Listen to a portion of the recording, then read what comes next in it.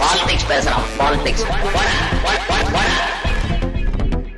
மேடையில் திடீரென கண் கலங்கினார் விஜய் அப்படிங்கறதான் ஊடகங்களுடைய இன்றைய ஹைலைட். வேலூரில் முதன்முறையாக பந்தல் அமைத்து, பந்தல் நீயா அமைக்கல, செத்து போன சூரஜ் அமைக்க வச்சிருக்காப்ல. இந்த முறை பந்தல்லாம் அமைச்சாதான் உனக்கு அனுமதி கொடுப்பேன்னு சொன்னதுனால பந்தல் அமைத்து பந்தலுக்குள் பஸ்ஸை கொண்டு போய் நிப்பாட்டி, மேடை போடல, மேடைக்கு பதிலாக அதே பஸ்ஸை பந்தலுக்குள்ள நிப்பாட்டி ஒரு நூதனமான ஒரு பாம்பே சர்க்கஸை இன்றைக்கு விஜய் நடத்தியிருக்கார். வெயில்ல எவனும் சாகலைங்கிற வரைக்கும் அது ஒரு நல்ல விஷயமா தான், குறிப்பிடத்தக்க என்ன சொல்றது, ஆரோக்கியமான அம்சமா தான் பார்க்க வேண்டியது இருக்குன்னு வைங்க. சரி, சமீபமாக விஜய் மீது வைக்கக்கூடிய குற்றச்சாட்டு என்னன்னா, ஏன்னா கட்சி ஆரம்பிச்சதுல இருந்து திமுக நேரடியாக ரியாக்ட் பண்றதே இல்லை. திமுக ரியாக்ட் பண்ணாத வரைக்கும் விஜய்க்கு ஒரு ஃப்ரீ ஹேண்ட் கிடைச்சது. அவர் மேல எந்த குற்றச்சாட்டுமே வைக்கிறது இல்லை. நாம பாட்டுக்கு ஆடு புழுக்க போட்ட மாதிரி போற பக்கம்லாம் என்ன வேணாலும் பேசிட்டு போலாங்கிற ஒரு சிச்சுவேஷன் தான் இருந்துச்சு. எடப்பாடி பழனிசாமி போகும் இடமெல்லாம் கொலைகார பயல், கரூர் கொலைகார பயல் விஜய் என்று திரும்ப அடிக்கும் போது, இன்னொன்று அதிமுகவில் இருக்கக்கூடிய முன்னாள் அமைச்சர்களே பாஜக பத்தி பேசவே மாட்டேங்கிற, சிபிஐ என்ன செதுக்கி விட்டாங்களா அப்படின்னு திண்டுக்கல் கூட வச்சுட்டு அவங்க எல்லாம் கேட்க ஆரம்பிச்சோன்னா, அவர்கிட்ட இருக்கக்கூடிய கேள்வி என்னன்னா, பாஜகவை பற்றி இந்த சிபிஐ விசாரணைக்கு பிறகு நீ ஏன் பேச மாட்டேங்கிற, வாயில என்ன வச்சிருக்க அப்படின்னு கேள்வி கேட்டா விஜய் அதற்கு ஒரு பதில் சொல்றார். பாஜகவை பத்தி நான் ஏன் பேச மாட்டேங்கிறேன்னு கேட்காதீங்க, முதல்ல பாஜகவை பத்தி திமுக ஏங்க பேசுது, திமுக கூட்டணி பாஜகவை பற்றி ஏன் பேச வேண்டும். தமிழ்நாட்டில் 2026 நடப்பது சட்டசபை தேர்தல். சட்டசபை தேர்தல்ல பாஜகவை என்டிஏ வர்சஸ் தமிழ்நாடு என்று பாஜகவை எதிர்ப்பதாக எதற்காக கூர்தீட்டுகிறீர்கள்? குருவிக்கு இருக்கிற மூளை கூட இவனுக்கு இல்லைங்கிறது தான் இந்த பேச்சு மூலமா தெரிய வருது. சரி, அதிமுக எதிர்கட்சியா இருக்கு, அதற்கு திமுக ஆளுங்கட்சியா இருக்கு, திமுகவை எதிர்க்கலாம். திமுக ஆளுங்கட்சியா இருக்கு, திமுக யாரை எதிர்க்கணும்? அதிமுகவையும் அதிமுக கூட்டணியை தலைமை தாங்கி இயக்கி கொண்டிருக்கக்கூடிய பாஜகவையும் தமிழ்நாட்டுடைய இந்த 5 வருட ஆட்சியில் தமிழ்நாட்டுக்கு ஒன்றியத்திலிருந்து இழைக்கப்படுகிற துரோகங்களை முன்வைத்து பாஜகவை தான் எதிரியாக, அதனால் இதெல்லாம் இழந்திருக்கோம்னு சொல்லிதான் இத்தனை சூழ்ச்சிகளுக்கும் பழிவாங்கல்களுக்கும் பிறகும் தமிழ்நாட்டை சக்சஸ்ஃபுல்லாக நான் நடத்தி காட்டியிருக்கிறேங்கிறதான் இந்த 5 ஆண்டு கால ஆட்சிக்கு அவர் வைக்கக்கூடிய மதிப்பீடு. நீங்க ஏன் பாஜகவை பேசுறீங்க? நீங்க பேசுறதுனால தானே எல்லாரும் சைட்ல திரும்பி நானும் பேசுவேன் பார்க்க வேண்டிய தேவையே வருது. எனக்கு ஒன்றும் புரியல சார் அப்படின்னு தன்னுடைய தற்குறிகள் தொண்டர்கள் முன்னிலையில கேட்க தொடங்கியிருக்காரு. அதாவது நான் பாஜகவை பத்தி பேசுற 2வது நீங்களும் பேசாதீங்க அப்படின்னு இந்த போக்கிரி படத்தில் வடிவேலுக்கு பின்னாடி ஒரு நடிகர் அண்டை கொடுப்பார்ல, அது மாதிரி விஜயே அண்டை கொடுக்கக்கூடிய ஒரு வேலையை இன்றைக்கு செய்திருக்கார். எனக்கு திண்டுக்கல் சீனிவாசன் சொன்னது நியாயமோன்படுது. அப்படி என்னத்தை தான் சிபிஐல செதுக்கி ஒன்று அனுப்புனாங்க. முதல்ல திமுக தன்னை மதிக்க மாட்டேங்குதுங்கிறது அவருடைய பிரச்சனை. அதனுடைய முழக்கம், அதாவது DMK versus NDA, NDA versus Tamil Nadu என்கிற லைனில் இந்த தேர்தலை திமுக அணுகுவது என்பது தன்னை மேடையாக 2 பேருக்கு தான் போட்டின்னு சவடால் விட்டு கொண்டு இருக்கக்கூடிய என்னை இடது கையில் புறந்தழுவது போல் இருக்கிறது. எனவே அங்க அடிக்காதீங்க, நான் தான் உங்களை வம்புக்கு கூப்பிடுறேன்ல, கிட்னி திருட கூப்பிடுறேன்ல, வாங்க எங்கிட்ட சண்டைக்கு வாங்க அப்படின்னு இவர் மீண்டும் கூப்பிடுவதை இந்த பேச்சுடைய முதன்மை நோக்கமா விஜய். ஒரே ஒரு நாள் சீமான் பேர் முரசொலியில் வந்ததுக்கு 1 வாரம் கையில பேப்பர் வச்சுட்டு தெரிஞ்சாப்புல இருந்தாலும், அதாவது திமுக ஒரு தன்னுடைய எதிரியாகவோ அரசியல் ரீதியாக ஒரு விமர்சனம் வைத்தால் அது எவ்வளோ பெரிய வெளிச்சம் கிடைக்கும்ங்கிறது சீமான் போன்ற ஆட்களுக்கு தெரியும். அது விஜய்க்கு தெரியற போய் தான் எப்படியாவது திமுகவை தன் பக்கத்தில் திருப்பி ஒரே ஒரு நாளாவது முதலமைச்சர் நம்மை பற்றி பேசி விடுவாரா, திமுக தலைவர் நம்மளை பற்றி விமர்சனம் பண்ணிடுவாரான்னு சொல்லிட்டு அலையோ அலை நடந்துட்டு இருக்காப்புல. இன்னொரு விமர்சனம், திருப்பரங்குன்ற மாதிரியான விஷயம், சாதியானவ படுகொலை மாதிரியான விஷயங்கள் எல்லாம் ஏன்டா வாயை திறக்க மாட்டேங்கிறேன்னு கேட்டா, நான் கம்முன்னு இருக்கிறதே நாடு ஜம்முன்னு இருக்கிறதுக்கு ஒரு காரணம். சில நேரங்களில் கமுக்கமா பனையூர்ல நான் எப்படி படுத்திருக்கேன், 41 பேர்த்த கொண்டு விட்டு திரும்பி கூட பார்க்காம சார்னு கத்துன நிருபர்களை திரும்பி கூட பார்க்காம ஓடி போய் படுத்த பார்த்தீங்களா, அப்படி படுக்கிறது தான் நாட்டுக்கு நல்லது அப்படின்னு ஒரு கருத்தை சொல்லியிருக்காப்புல. அந்த வீடியோல கூட அந்த 41 பேர் இறந்ததுக்கு அப்புறம் ஒரு வீடியோ விட்டார்ல, அதுல கூட அழுகலங்க. இன்னைக்கு அழுகுறாரு. இன்னைக்கும் அழுகலைங்க, நாக்க துருத்திட்டு நின்றுட்டு இருந்தாப்புல. வா மூஞ்சியே அப்படித்தான், ஸ்கிரிப்ட் தான் வெளியில வந்துருச்சு, ஆனா வரமாட்டேங்குது அழுக. கிளீசரனுக்கு இங்க எங்கடா போவேன் நானு அப்படிங்கிற. அடுத்த பிரச்சனை எல்லாரும் என்னை எதிர்க்கிறாங்க, எல்லாரும் ஒண்ணு சேர்ந்துட்டாங்க, அது கூட்டணிக்கு எவனுமே வரல அப்படிங்கிறது தான் எல்லாரும் என்ன எதிர்க்கிறாங்க. ஒரு கூட்டணி அமைச்சு நின்றுட்டு இருக்காங்க, எவனுமே சீந்தல. தெருநாய்க்கு வெறுவிடுத்து அது தெருவுக்குள்ள சுத்தி கொண்டு இருந்தால் ஊர்ல அங்காளி பங்காளி விரோதக்காரன்னு அதெல்லாம் பார்க்க மாட்டாங்க. கல் எடுத்து அடிப்பதை எல்லாரும் சேர்ந்து தான் பண்ணுவாங்க. அந்த நாய் போயிட்டு எல்லாரும் இந்த பாரு இந்த ஊருக்குள்ள இவனுங்களாம் ஆகவே ஆகாது, என்னை அடிக்கிறதுக்கு நான் மட்டும் ஊரே ஒண்ணு கூடியிருது அப்படின்னு புலம்புவதை போல ஒரு ஒப்பாரி. இன்னொன்னு, எனக்கு எதிரியே இல்லை என்று முதலமைச்சர் சொன்னார்ல, இதை ஒரு கேள்வியாக நிருபர் கேட்க போக, அப்படியெல்லாம் நான் யாரையும் எதிரியா கருதுவது கிடையாது, எல்லாருமே எனக்கு நண்பர்கள் தான் சொன்னது ஈகோவை இத்தனை பண்ணியும் என்னை மயிரா கூட மதிக்க மாட்டேங்கிறாங்க அப்படிங்கறது செருப்பு அடிச்ச மாதிரி இருந்திருக்கு. அதனால நான் நண்பனாக இருந்தால் நீங்க என் மேல அப்படி ஒரு பழிய போட்டீங்களே, நியாயமா? இப்போ ஒரு நிருபர் ஒருத்தர் கேட்ட கேள்விக்கு எனக்கு எதிரிகள்லாம் யாரும் இல்லை, அவங்க எல்லாருமே எனக்கு நண்பர்கள் தான் அப்படின்னு சொன்னாங்களே, அப்படி நாங்கெல்லாம் உங்களுக்கு நண்பர்கள்னா அப்புறம் ஏன் சார் கரூர் விஷயத்துல ஏன் மேல பழி தூக்கி போட்டீங்க? உங்களுக்கு மனசாட்சின்னு ஒண்ணு இருந்தா அப்படி பேசிருப்பீங்களா? மனசாட்சி இருக்கிறது. என்ன பழிய போட்டாங்க? கரூர் கொலைப்பழிய விஜய் மேல முதலமைச்சர் போட்டாராம். ஏங்க நடந்தது என்னங்க? சுப்ரீம் கோர்ட் இதுக்கு போய் சுப்ரீம் கோர்ட்டில் போய் சிபிஐக்கு விசாரணை வாங்கிட்டு வந்தீங்க. அவங்க என்ன சொல்கிறாங்க? அவங்க கேட்கக்கூடிய கேள்விகள் என்ன? நடைமுறையில் மக்களுக்கு தெரியாத என்ன நடந்துச்சுன்னு அந்த 50 மீட்டருக்கு முன்னாடியே போலீஸ் நிப்பாட்டினதை எல்லாரும் லைவில் பார்த்துட்டு இருந்தாங்க. மீறி நான் அங்கே தான் போய் நிப்பாட்டி அதுக்கப்புறம் தான் அந்த இதே பஸ்டே ஆச்சு. இது உலகத்துக்கே தெரியும். கொலைகாரன் கண் முன்னாடி நடந்த படுகொலை, நம்ம கண்ணு முன்னாடி. கொலைகாரன் தான் சொல்ல முடியும், அது ஒன்று. ஆனால் கொலைகாரன் மு.க. ஸ்டாலின் சொல்லவே இல்லை. பிரச்சனை நடந்த நாள்ல இருந்து எவன் ஒருத்தன் தான் தன்னை பார்க்க வந்த தொண்டன் சாகிறத விரும்புவான்னு இவரை பெயில் அவுட் பண்ற வேலையைத்தான் முதலமைச்சர் செய்து கொண்டிருந்தார். முதலமைச்சர் எங்காவது ஒரு இடத்தில் சட்டமன்றத்தில் அதற்கு பொறுப்பு இருக்குதுன்னு தான் சொல்றாரே தவிர, உன்னை கொலைகாரன்னு சொல்றது ஊரா போய் சொல்லிட்டு இருக்கிறது எடப்பாடி பழனிசாமி. பாஜக சொல்லிக் கொண்டிருக்கு. பாஜகவுடைய சிபிஐ உன்னை கூப்பிட்டு உட்காரச்சு கேள்வி கேட்குது. இவர்கள் அத்தனை பேரையும் விட்டுட்டு உன்னை உண்மையிலேயே கொலைகாரன், நீ கொலைகாரன் தான். அதுல ஒண்ணு எடப்பாடி பழனிசாமி அங்க இருக்கு. எடப்பாடி பழனிசாமி ஒண்ணு பொய் சொல்லு. அன்றைக்கு கூட்டணிக்கு வருவேன்னு சொல்லிட்டு வேற மாதிரி வாசிச்சுட்டு இருந்தாரு. இன்னைக்கு நீ வரமாட்டேன்னு அவர் உண்மையை உடைச்சு பேசுறாப்ல. அவ்வளவுதான் வித்தியாசமே தவிர கொலைகாரன் தான் சொல்ல முடியும். கொலைகாரன் என்று சொல்லாத ஆள் மீது நீ பாஞ்சு கடிக்கிறேன்னா அப்போ இந்த பக்கம் ஏன் உன் வாய் திரும்ப மாட்டேங்குதுங்கிறதா இருக்கக்கூடிய கேள்வி. இதற்கெல்லாம் அடுத்து எமோஷனல் டேமேஜ் அப்படிங்கிற இடத்துக்கு வர்றார். அதாவது இவருக்கு எழுதி கொடுப்பவர்கள் அல்லது விஜய்க்கு கொண்டு போய் சொல்லக்கூடிய தகவல்கள்ல மிக முக்கியமானது சாட்டை துரைமுருகன் போன்றவர்கள் யூடியூபில். இப்ப இவரெல்லாம் ஏதாவது பேசினா அன்னைக்கு சாயந்தரம் அதுக்கு கவுண்டர் வீடியோ எப்படி வரும்னு ஆர்வமா இவர்கள் எல்லாரும் வெயிட் பண்ண ஆரம்பிச்சிட்டாங்க. அதனால சாட்டை துரைமுருகன் என்னென்னலாம் சொல்லி கிண்டல் பண்றாப்லையோ அந்த கிண்டலுக்கெல்லாம் பதில் சொல்லும் விதமாக தன்னுடைய உரைகளை அமைச்சுக்கிறது. 2 பேருக்கு இடையில தான் போட்டி. ஆமா, அது உண்மைதான். ஒன்னு சாட்டையே, ஒன்னு இவன் இந்த ஓட்டையே 2 பேருக்கு இடையில தான் போட்டி. என்னை மடக்கு சொன்னால் அது என்னை சொல்லுவதாக பொருள் அல்ல. என்ன அசிங்கமா பேசுறாங்க. இந்த மடக்கு அவர் உச்சரிக்க தயார் இல்ல. அவரே தன்னைத்தானே எப்படி சொல்லிக்க முடியும்? அவர் அப்படி சொல்ல. அவர் என்ன சொல்லிக்கிறாருன்னா, என்ன அசிங்கமா பேசுறாங்க, யாரும் பேசல, அது சொல்றது சாட்டையன் தான். என்னை அப்படி சொன்னால் மடக்கு சொன்னால் அது என்னை சொல்லுவதாக மக்களை சொல்லுவதாகத்தான் ஆகும். கவனமா இருந்துக்க. அழுது விடுவன் அழுது. இதுக்கு மேல என்னை அந்த மாதிரி வார்த்தையை சொல்லி அசிங்கமா திட்டுனீங்கன்னா நான் ஜனங்கள்கிட்ட அதை திருப்பி விட்டுருவேன். என்னை மட்டுமா சொல்றாங்க, ஜனங்களே அப்படித்தான். ஏன்னா எல்லா வீட்லயும் ஒரு விஜய் இருக்கு, அது எல்லாமே அதுவா அப்படின்னு சாட்டை துரைமுருகனுக்கு சாபம் விட்டு இருக்காப்ல. இதெல்லாம் பேசி கொண்டு இருக்கும் போது டயலாக் மறந்து போயிருச்சு. அது ஒவ்வொரு மேடையிலும் நடக்கக்கூடிய விஷயம் தான். டயலாக் மறந்து போனோம்னா பார்ப்பதற்கு தான் எழுதி அந்த A4 சைஸ் ஷீட்டை மனோ பாட்டு பாடுறப்ப வச்சிருப்பாரு இல்லையா, பாட்டு புஸ்தகம், அது மாதிரி வச்சிருக்காங்க.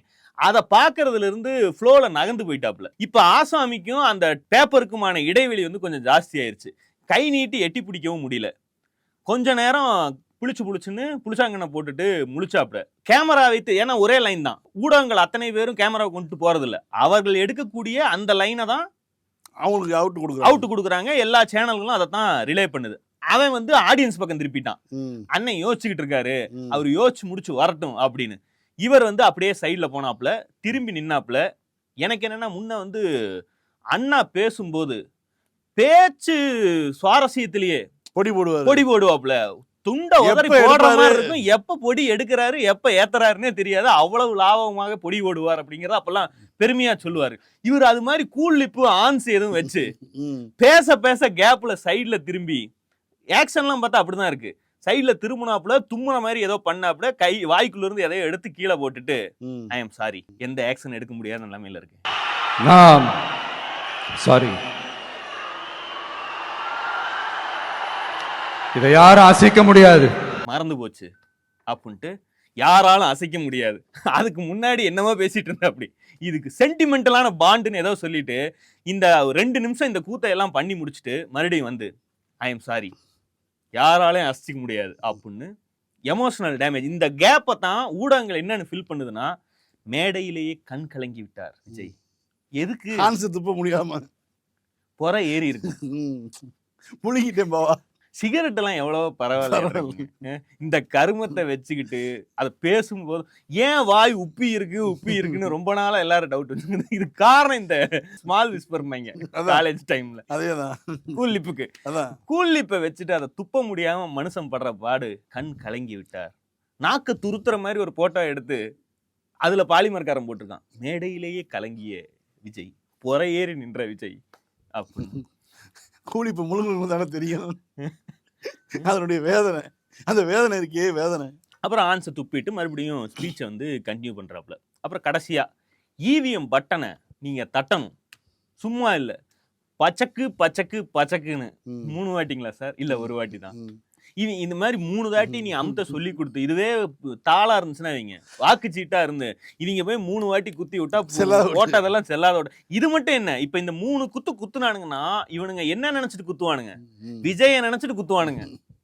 விஜய் கை நம்ம கையில வந்து டெஸ்ட் பண்றதுக்கு வந்து உதயசூரனை குத்தி பாருங்க ஒழுங்கா வேலை செய்தான்னு. லைட் எரிஞ்சிருச்சுன்னா அடுத்து வந்து 3 தடவை இதுல குத்தி. இதுல பச்சக்குன்னு 3 தடவை நீங்க குத்தணும். இந்த வேலையை மட்டும் நீங்க செஞ்சுட்டீங்கன்னா, ஏன்னா 2 பேருக்கு எல்லாம் போட்டி. அந்த லைட் எரியுதான்னு முதல்ல செக் பண்ணுங்க, அடுத்து உங்க லைட் எரியுதான்னு பாருங்க. என்னென்ன கூத்துவனுங்க பண்றாங்கன்னு மட்டும் பாருங்க. எங்கள் வாக்குச்சாவடி வெற்றி வாக்குச்சாவடின்னு திமுக ஒரு பிரச்சாரம் பண்ணிக்கிட்டு இருக்கு.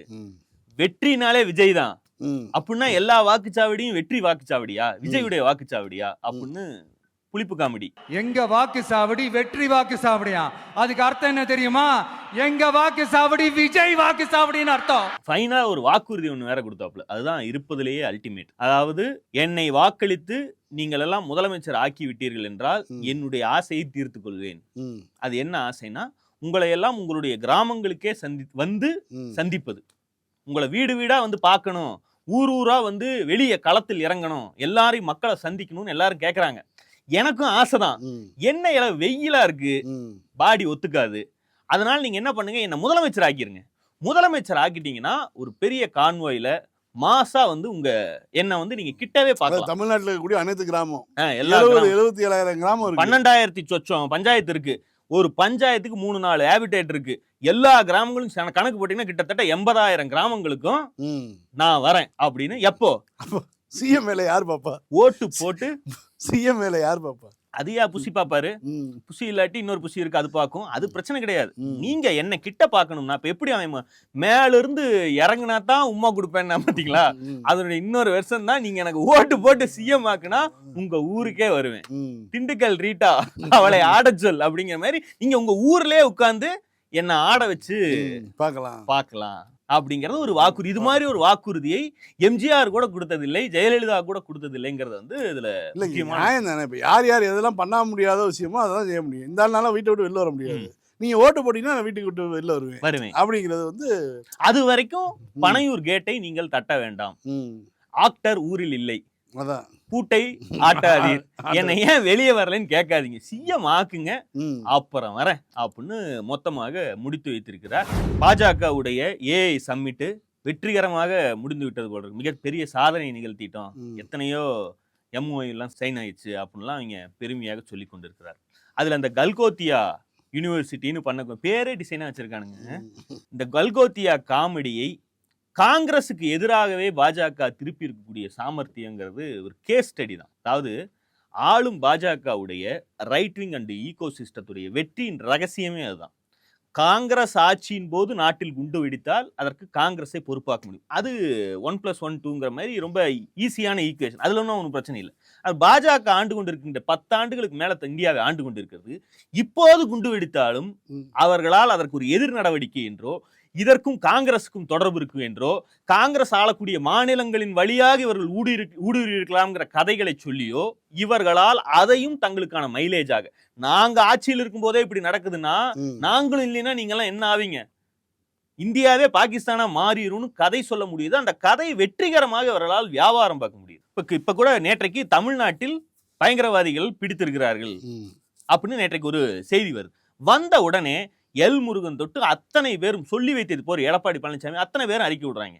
இது வந்து தமிழ்நாட்டுடைய சட்டம் ஒழுங்கு கேள்விக்குறியாயிருச்சு, பயங்கரவாதிகள் தமிழ்நாட்டுக்குள் பிடிபட்டிருக்கிறார்கள் என்றால் பிடிக்கிறது தான் அதை பயங்கரவாத தடுப்பு நடவடிக்கை. அதுதான் ஹோம் மினிஸ்ட்ரியுடைய வேலை. இங்கு சிக்கி இருக்கிறார்கள், எங்க பயங்கரவாத நடவடிக்கை நடக்கலைங்கிறது வேற விஷயம். ஆனால் அதை பிடிப்பதுதான் அதனுடைய வேலை. முதல்ல பங்களாதேஷிலிருந்து இருந்து அந்த ஆசாமி இருக்காங்கிறாங்க. பங்களாதேஷுக்கு தென்கோடி மாநிலமான தமிழ்நாடு, தமிழ்நாட்டுக்கு அப்புறம் கடல் தான் கிடக்குது. இத்தனை மாநிலங்களை இடையில கடந்து எப்படி வந்தார்கள்? ஏன் அந்த மாநிலத்தில எல்லாம் அவர்கள் சிக்கவில்லை? ஏன் தமிழ்நாட்டில் அவர் சிக்கி கொண்டார்கள்? பிஎஸ்எஃப் உங்க கண்ட்ரோல் இருக்கு, ராணுவம் உங்க கண்ட்ரோல் இருக்கு, எல்லை இது மற்ற எல்லா விஷயம், எல்லா விதமான உளவுத்துறை, எல்லா ராணுவ உளவுத்துறை, எல்லா அமைப்புகளுமே உங்க கட்டுப்பாட்டில் இருக்கு. அப்படிலாம் இருக்கும்போது இவ்வளவையும் மீறி அவன் வந்து 4 மாநிலங்களை கடந்து 5 மாநிலங்களை கடந்து தமிழ்நாட்டுக்கு வர வரைக்கும் நீங்க என்ன யார்? நாட்டுக்குள்ள எது நடந்தாலும் அதை தங்களுக்கு ஆதரவாக எதிரிகளுக்கு எதிராக திருப்பக்கூடிய வேலையை அவர்களால் செய்ய முடியும். ஆனா இந்த நியூஸ் வந்துருச்சு, எடப்பாடி முதற்கொண்டு அத்தனை பேரும் இதுக்கு திமுகவுக்கு எதிராக இதுல ஒரு நேரேட்டிவ் செட் பண்ண பார்த்தாங்க. களத்துல போய் பாருங்க, இது ஒரு பிரச்சனையாவே மாறாது. ஆனால் இது தமிழ்நாட்டில் மட்டும்தான். இவர்களுடைய புழுகு மூட்டைகள் இங்கு செல்லுபடியாகாது. ஆனால் வடக்க வந்து இது ரொம்ப அற்புதமா வியாபாரம் ஆகுதுங்கிறது தான் தொடர்ச்சியா நம்ம பார்க்கக்கூடிய விஷயம். காங்கிரஸ் யூத் விங் இந்த கல்கோத்தியா காமெடியை ஹைலைட் பண்ணுவோம், பெருசாக்குவோம் நினைத்து செய்தார்களா? என்ன காரணத்துக்காக செய்தார்களா? அதனுடைய மூளை யாருன்னா நமக்கு தெரியல. சைனால இருந்தே ஒரு நாயை வாங்கிட்டு வந்து இந்தியாவில் தயாரிக்கப்பட்ட நாயின்னு சொல்லி அசிங்கப்பட்டாங்க. அதை அவங்களே டெலீட் பண்ணிட்டாங்க. துறை அமைச்சரும் அதை பத்தின பதிவு போஸ்டர் டெலீட் பண்ணிட்டாரு. அவங்களுக்கு இது ஒரு மிகப்பெரிய அசிங்கம்னு அளவு இருந்துச்சு. இதற்கு அவர்கள் ஒரு வாரம் 10 நாள் அடி வாங்குறதுக்கு உண்டான சோசியல் மீடியா கண்டென்ட்டா பிஜேபிக்கு எதிராகத்தான் இந்த விஷயம் தொடங்குச்சு. காங்கிரஸ் உடைய யூத் விங், அதில் இருக்கக்கூடிய நம்ம பிரவீன் சக்கரவர்த்தி மாதிரியான யாரோ ஒரு மிகப்பெரிய மூலக்காரர் தான் இந்த ஐடியாவை கொடுத்துருக்கணும்னு நினைக்கிறேன். அரை நிர்வாண போராட்டம் ஒன்று பண்ணுவோம், யூத் விங் சார்பாக சில பேர் வந்து அந்த சம்மிட் நடக்கக்கூடிய இடத்துக்கு போஸ்டரை தூக்கிட்டு பதாகைகளோடு உள்ளே ஓடுவோம் அப்படின்னு இங்க பிளான் பண்ணியிருக்காங்க. அதுதான் பாயிண்ட். அங்கிருந்து பாஜக பிடிச்சானுங்க. உலக அரங்கில் ஒரு இன்டர்நேஷனல் சம்மிட் நடந்து கொண்டிருக்கிறது.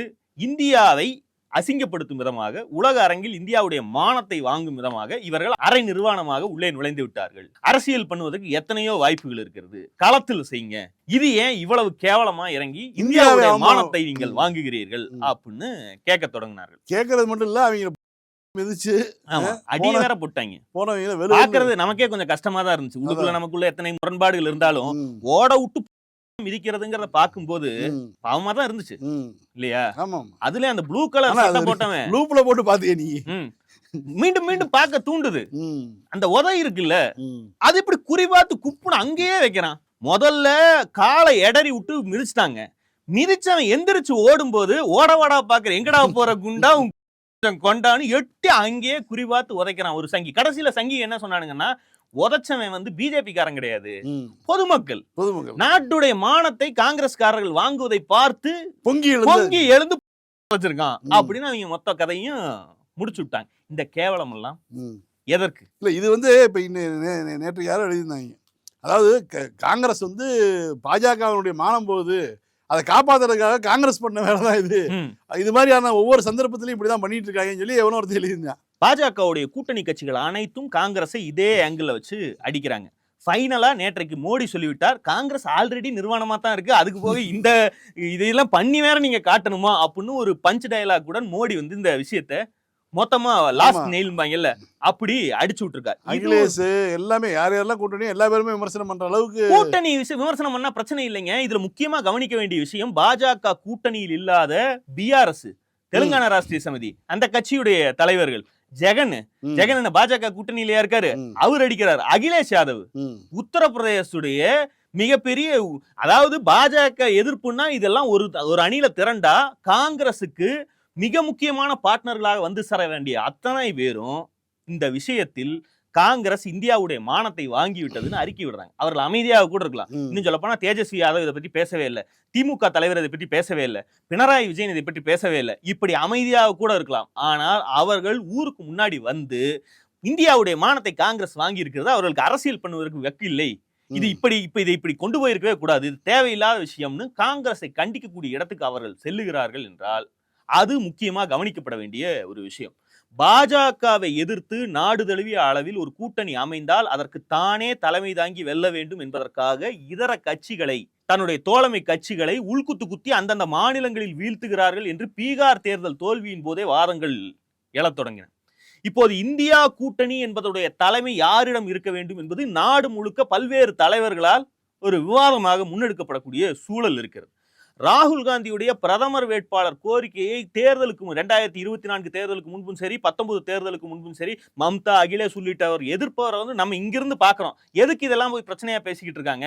அவர் தானே இருக்கலே பெரிய கட்சியுடைய லீடர், அவர் நல்லா தானே பெர்ஃபார்ம் பண்றாரு, நமக்கு இணக்கமாகத்தான் இருக்கிறாரு நம்ம நினைக்கிறோம். ஆனா அவர்களுடைய பாயிண்ட் ஆஃப் வியூல அங்க இருக்கக்கூடிய உள்ளூர் பிராந்திய காங்கிரஸ் எப்படி நடந்து கொள்ளுகிறது என்பதை வைத்து தான் இந்த தலைவர்கள்லாம் வந்து காங்கிரஸ் மீதான இருப்பாங்கல்ல.